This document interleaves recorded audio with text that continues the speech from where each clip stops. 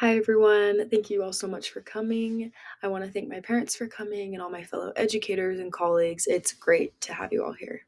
My name is Holly Bergeson, and as you all know, we are going to be talking about parental consent today and special education for anyone who wants to know more or already has their students in special education. So let's get started. So, a history of special education. Just a little background. I'll go through this quickly. Special education has been evolving so much throughout the years.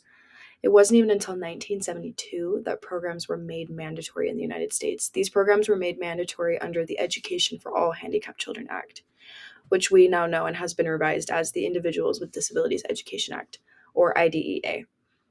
This act ensures a free and appropriate public education for all students with disabilities. And this is FAPE, free, appropriate public education. Um, so before we actually got to where we are today in special education, things were a lot different. Students were put in institutions. Students didn't even go to school. Students with disabilities had very limited options. So services, when does a child receive services? When are they eligible? If a child is eligible, this means that they receive their own individualized education plan, or IEP. An IEP is a personalized plan that contains all the information and supports needed to help the student reach their full potential. So this is any service that helps them navigate the roadblocks they may face in general education. Um, so targeted interventions, annual goals, these are all included in the IEP, and it's made just for them. Um, so we use what we call RTI, which is response to intervention. And we basically go through each tier and see where they would best be placed when faced with some interventions. So tier one is just the general education classroom. This is where all the students are. If nothing is working out for them in here and they need more support, we move to tier two. This is small group, and tier three is more intensive. And this is where special education comes into play. And here you can see where the referral process happens. And the child will get evaluated. They will see if they're eligible. They will receive their own IEP, be placed, and then the IEP will be reviewed annually as they receive their instruction. So parental involvement plays a big role. In order to gain services, parental consent is required. So if we do not receive parental consent, a child may not receive services. Parents do play a critical role in the early intervention, early childhood special education services. They are preventing from way worse roadblocks in the future when we are able to catch things quickly and get them the services that they need. I want to note that it is normal for parents to feel hesitant to have their child labeled.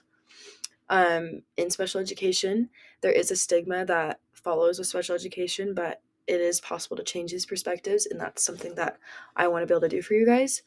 Um, and I do want you to know it is common to feel a sense of loss when a child is evaluated. The lifestyle that you envisioned for your student is completely different.